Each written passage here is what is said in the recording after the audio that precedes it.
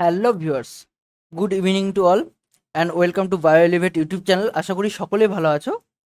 তো প্রতিদিনের মতো আজকেও কিন্তু আমরা সেট 14 নিয়ে এসেছি, যেটা আমাদের জিএনএম এএনএম প্রিপারেশনের জন্য খুব হেল্পফুল। ঠিক আছে, বাছাই করা সমস্ত কোশ্চেন। চলো তাহলে আজকে আর দেরি করবো না। হ্যাঁ, আর একটা কথা বলে রাখি, যারা চ্যানেলের নতুন অবশ্যই চ্যানেলটাকে সাবস্ক্রাইব করবে এবং বেল আইকন প্রেস করে রাখবে, যাতে করে তোমাদের কাছে ফার্স্ট নোটিফিকেশন চলে আসে। চলো আমাদের আজকে ফার্স্ট কোশ্চেন যদি দেখি, কিটোসিস হয়। কিটোসিস কি আগে জানতে হবে। কিটোসিস জিনিসটা কি? ফার্স্ট কথা হচ্ছে, দেহে শর্করার পরিমাণ বাড়লে, দেহে ফ্যাটের পরিমাণ কমলে, দেহে প্রোটিনের পরিমাণ কমলে, খাবারে খনিজ পদার্থের পরিমাণ কম থাকলে পারে কিটোসিস। তাহলে অ্যাকচুয়ালি কিটোসিস হচ্ছে যদি আমাদের দেহে শর্করার পরিমাণ বেড়ে যায় বা আমাদের দেহে গ্লুকোজের পরিমাণ বেড়ে যায়। গ্লুকোজের পরিমাণ যদি আমাদের দেহে বেড়ে যায়, C6H12 ও 6, এই গ্লুকোজের পরিমাণ যদি বেড়ে যায়, তাহলে কিন্তু আমাদের কিটোসিস রোগ হয়। কিটোসিস রোগ হয়। ক্লিয়ার? তাহলে আমাদের সঠিক উত্তর হয়ে যাবে এ নম্বরটা, আমাদের সঠিক উত্তর হয়ে যাবে। আমাদের সঠিক উত্তর এ নম্বরটা। তারপরের কোশ্চেনে যদি চলে যায়, নিচে কোনটি ট্রাইস্যাকারাইড? ট্রাইস্যাকারাইড মানে কি? যেন এর মধ্যে তিনটা স্যাকারাইড কন্ডিশনে থাকবে। কি কি অপশন আছে? ল্যাকটোজ, মল্টোজ, সুক্রোজ অ্যান্ড কি হচ্ছে র্যামিনোজ। তাহলে আমাদের সঠিক উত্তর হয়ে যাবে কি? আমাদের সঠিক উত্তর হয়ে যাবে, যদি ট্রাইস্যাকারাইড দেখি, তাহলে আমাদের কিন্তু তিনটা স্যাকারাইড মানে 3 আছে, তার মানে র্যামিনোজ হয়ে যাবে। আমাদের সঠিক উত্তর হচ্ছে ডি নম্বরটা। এটা হচ্ছে আমাদের সঠিক উত্তর। ক্লিয়ার? তারপরের কোশ্চেনে চলে যায়, আমাদের দেহে কত প্রকার অপরিহার্য অ্যামাইনো অ্যাসিড থাকে? আমাদের দেহে কত প্রকার অপরিহার্য অ্যামাইনো অ্যাসিড থাকে? 6 প্রকার, 8 প্রকার, 9 প্রকার অ্যান্ড 10 প্রকার যদি আমাদের দেখি, তাহলে আমাদের সঠিক উত্তর হয়ে যাবে, আমাদের দেহে কয় প্রকার অপরিহার্য অ্যামাইনো অ্যাসিড থাকে? তাহলে আমাদের দেহে টোটাল 9 প্রকার অ্যামাইনো অ্যাসিড থাকে। অপশন সি হয়ে যাবে আমাদের সঠিক উত্তর। ক্লিয়ার? তারপরের কোশ্চেনে চলে যায়, একটি ফসফোপ্রোটিনের উদাহরণ দাও। ফসফোপ্রোটিন মানে সেই প্রোটিনের মধ্যে ফসফেটও থাকবে, প্লাস ফসফেট থাকবে প্লাস প্রোটিন থাকবে। তাহলে এমন একটা প্রোটিন যার মধ্যে ফসফেট কম্পাউন্ড থাকবে। তাহলে কি হচ্ছে? বিভিন্ন উৎসেচকের প্রোটিন, চোখের রেটিনায় অবস্থিত প্রোটিন, রক্তের লোহিত রক্তকণিকা এবং অমেরুদণ্ড পানি রক্তের রসে অবস্থিত প্রোটিন এবং ডিমের কুসুমে অবস্থিত প্রোটিন। তাহলে কোনটার মধ্যে ফসফোপ্রোটিন থাকবে? ঠিক আছে, মানে ফসফেট যুক্ত প্রোটিন থাকবে। তাহলে আমাদের সঠিক উত্তর হয়ে যাবে কিন্তু আমাদের এই ডিমের কুসুমটা কিন্তু আমাদের, এর মধ্যে কিন্তু আমাদের কি থাকে? এর মধ্যে আমাদের কিন্তু ফসফেট থাকে, এর মধ্যে আমাদের ফসফেট থাকে। তাহলে সঠিক উত্তর হয়ে যাবে ডি নম্বরটা। তারপর চলে আসি, নিচে কোনটি ম্যারাসমাসের বৈশিষ্ট্য নয়? তাহলে ভালো করে কোশ্চেনটা নোটিস করবে, কিন্তু ম্যারাসমাসের বৈশিষ্ট্য নয় বলেছে। ঠিক আছে, এরকম ট্রিকি কোশ্চেন আসে যেগুলোতে বাচ্চা কাচ্চা খুব ভুল করে। ঠিক আছে, যে নয় এগুলো ভালো করে নোটিস করে না, তো ভুল অ্যান্সার করে দিয়ে আসে। তাহলে এই নয় জাতীয় কোশ্চেনগুলো কিন্তু তোমাদের খুব ভালোভাবে দেখতে হবে যে কি চেয়েছে। ঠিক আছে, চলে দেখো অপশনগুলো কি আছে। এটি প্রোটিনের অভাবজনিত রোগ। তাহলে ম্যারাসমাস কি প্রোটিনের অভাবজনিত রোগ? সেকেন্ড অপশন কি বলছে? এই রোগে শিশুদের দেহ ফুলে যায়, হাত পা শুরু হয়ে যায়, চোখ ভেতরে ঢুকে যায়। তাহলে এর মধ্যে কোনটা ম্যারাসমাসের বৈশিষ্ট্য নয়? ঠিক আছে, তাহলে যদি দেখো, এই যে এই রোগে শিশুদের দেহ ফুলে যায়, না এটা কিন্তু ম্যারাসমাসের বৈশিষ্ট্য নয়। তাহলে সঠিক উত্তর হচ্ছে বি নম্বরটা। সঠিক উত্তর হয়ে যাচ্ছে বি নম্বরটা। এটা কিন্তু ম্যারাসমাসের বৈশিষ্ট্য নয়, কারণ এই ম্যারাসমাস রোগে হাত পা শুরু হয়ে যায়, পেট ফুলে যায়। ঠিক আছে, পেটের দিকটা ফুলে যায়, এটা হচ্ছে ম্যারাসমাসের একটা বৈশিষ্ট্য। ক্লিয়ার? তারপরে কোশ্চেনে যদি চলে যায়, নিচে কোনটি সম্পৃক্ত ফ্যাটি অ্যাসিড নয়? নিচে কোনটি সম্পৃক্ত ফ্যাটি অ্যাসিড নয় বলেছে? ওলোইক অ্যাসিড, পামেটিক অ্যাসিড, স্টিয়ারিক অ্যাসিড এবং অ্যারাকিডিক অ্যাসিড। অ্যারাকিডিক অ্যাসিড। তাহলে এই চারটার মধ্যে কোনটা সঠিক উত্তর হবে? ওয়েলিক অ্যাসিড, প্যামেটিক অ্যাসিড, স্টিয়ারিক অ্যাসিড এবং অ্যারাকিডিক অ্যাসিড। ক্লিয়ার? তাহলে এর মধ্যে কোনটা সঠিক হবে? তাহলে যদি দেখি, তাহলে আমাদের সঠিক উত্তর হয়ে যাবে ওয়েলিক অ্যাসিড, বা এ নম্বরটা আমাদের সঠিক উত্তর হয়ে যাচ্ছে। ক্লিয়ার? তারপরে চলে আসি, যদি আমাদের নেক্সট কোশ্চেনে চলে যায়, মিথাইল কোবালামিন হলো কি? মিথাইল কোবালামিন কি? তাহলে মিথাইল কোবালামিন যদি দেখি আমাদের, তাহলে একটা ভিটামিন, প্রোভিটামিন, সিউডোভিটামিন এবং অ্যান্টিভিটামিন। ভিটামিন কাকে বলে আমরা জানি। প্রোভিটামিন হচ্ছে যেটা থেকে ভিটামিন তৈরি হয়। সিউডোভিটামিন হচ্ছে যেটা ভিটামিনের মতন কাজ করে বা দেখতে। ঠিক আছে, আর হচ্ছে অ্যান্টিভিটামিন, যেটা ভিটামিনের ক্রিয়াকে বাধা দিবে, সেটা হচ্ছে আমাদের কি হচ্ছে? অ্যান্টিভিটামিন। তাহলে এই মিথাইল ক্লোবালামিন কি? মিথাইল ক্লোবালামিন হচ্ছে একটা সিউডোভিটামিন। তাহলে এটা অ্যান্সার হয়ে যাবে সি নম্বরটা, সঠিক উত্তর হয়ে যাবে। তারপরে জেরোফথ্যালমিয়া রোগের জন্য দায়ী কোন ভিটামিন অভাবে? তাহলে জেরোফথ্যালমিয়া যদি দেখি, তাহলে জেরোফথ্যালমিয়া আমাদের কিন্তু কোন রোগের জন্য দায়ী? আমাদের ভিটামিন এ রোগের জন্য দায়ী, ঠিক আছে। আর ভিটামিন এ রোগের জন্য কিন্তু রাতকানাও হয়, তাহলে আমাদের সঠিক উত্তর হয়ে যাবে এ নম্বরটা অ্যান্সার হয়ে যাচ্ছে। এটার জন্য কিন্তু রাতকানা হয়। ভিটামিন ডি এর জন্য রিকেট হয়, ভিটামিন সি এর জন্য স্কারভি হয়, ভিটামিন বি এর জন্য বেরি হয়, প্রচুর আছে, ঠিক আছে, পেলেগ্রা এক্সেট্রা এক্সেট্রা। তারপরের কোশ্চেনে চলে যায়, কোন রোগকে 4D রোগ বলা হয়? তাহলে ফার্স্টে হচ্ছে জেরোপথ্যালমিয়া, তারপর হচ্ছে ক্যারাটোম্যালেশিয়া, পেলেগ্রা এবং বেরি। তাহলে কোনটাকে যদি আমরা বলি, তাহলে কোনটাকে 4D রোগ বলা হয়? তাহলে 4D রোগ যদি বলা হয়, তাহলে পেলেগ্রাকে কিন্তু 4D রোগ বলা হয়। তাহলে কাকে 4D রোগ বলা হচ্ছে? তাহলে আমাদের সঠিক উত্তর হয়ে যাবে পেলেগ্রাকে 4D রোগ বলা হচ্ছে। ক্লিয়ার? পেলেগ্রা রোগকে 4D রোগ বলা হচ্ছে। তারপরের কোশ্চেনে যদি চলে যায়, আরএনএ থেকে ডিএনএ তৈরি ঘটনাকে কি বলা হয়? তাহলে এখানে একটু বুঝবে যে এখানে আমরা তিনটা ঘটনা একসাথে দেখব। ডিএনএ থেকে ডিএনএ তৈরি করাকে কি বলা হচ্ছে? রেপ্লিকেশন।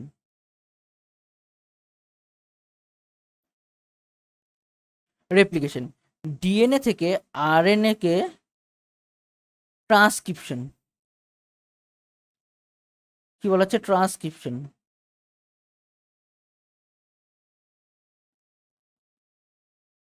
ট্রান্সক্রিপশন। অ্যান্ড আরএনএ থেকে প্রোটিন হচ্ছে ট্রান্সলেশন। এটাকে কি বলা হচ্ছে? ট্রান্সলেশন।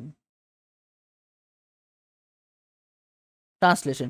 এইবার যদি অনেক সময় কি হচ্ছে, যদি আরএনএ থেকে ডিএনএ তৈরি হয়, সেটাকে বলা হচ্ছে রিভার্স ট্রান্সক্রিপশন।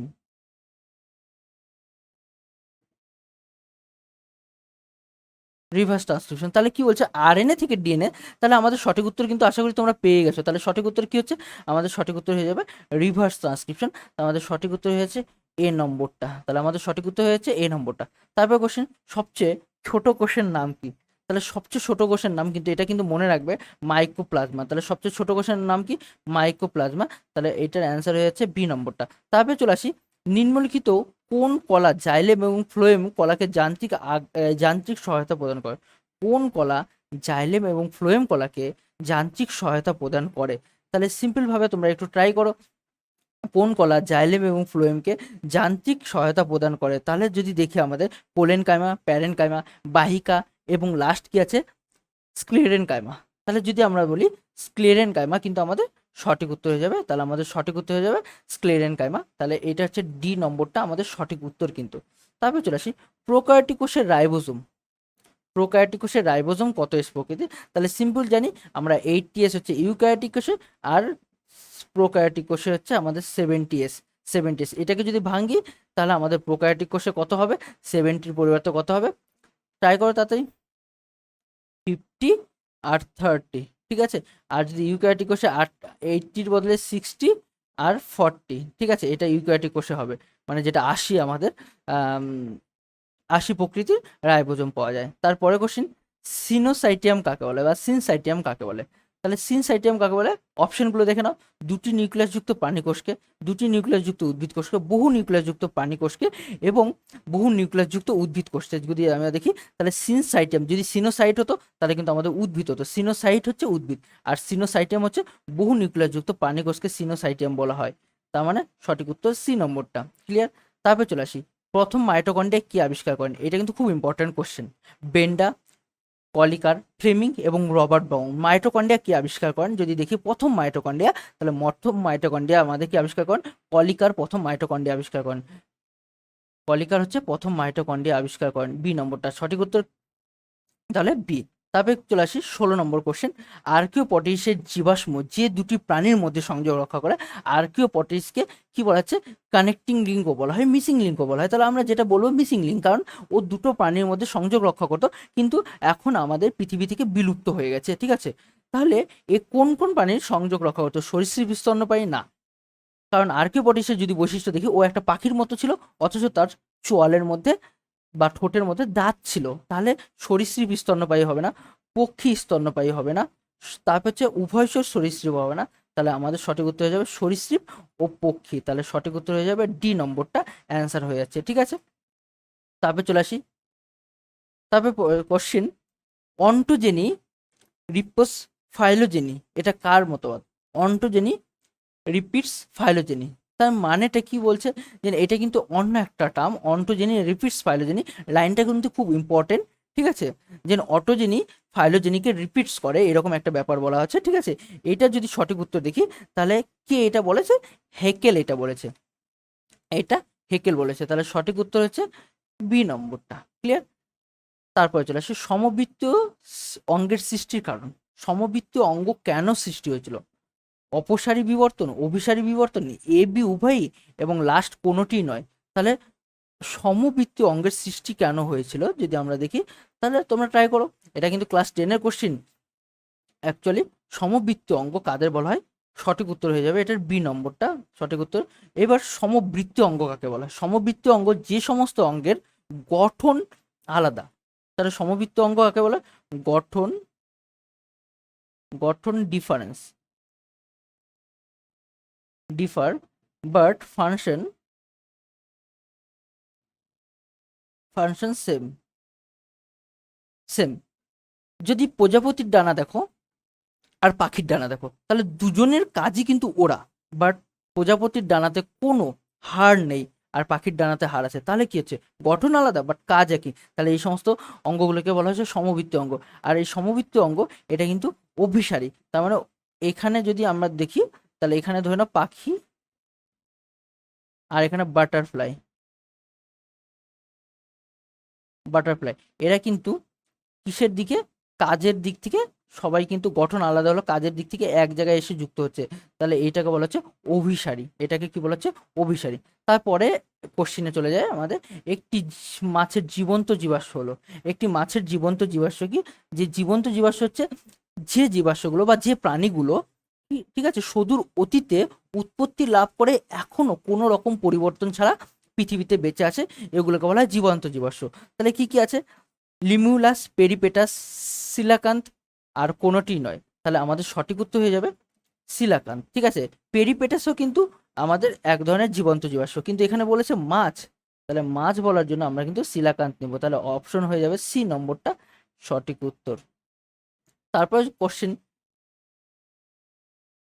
কোনো অঙ্গ বেশি ব্যবহার হলে সুগঠিত হয় এবং ব্যবহার না করলে ধীরে ধীরে অবলুপ্ত হয়ে যায়, এটা কোন ধরনের আমাদের বলা যেতে পারে? তবে তাহলে এটা কি জাম্পলাজম?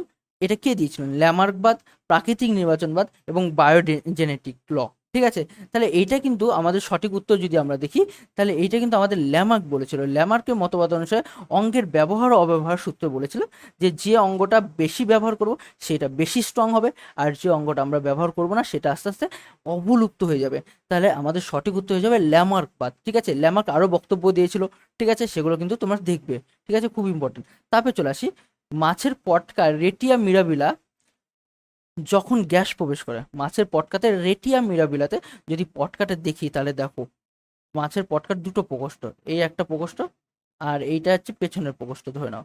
এইটাকে বলা হচ্ছে অগ্র, অগ্র, আর এটা হচ্ছে পশ্চাৎ। অগ্র প্রকোষ্ঠে এই জায়গাটা থাকে রেড গ্রন্থি, এখানে কি থাকে? Red gland, red gland. এই রেড গ্ল্যান্ড থেকে এক ধরনের গ্যাস তৈরি হয়।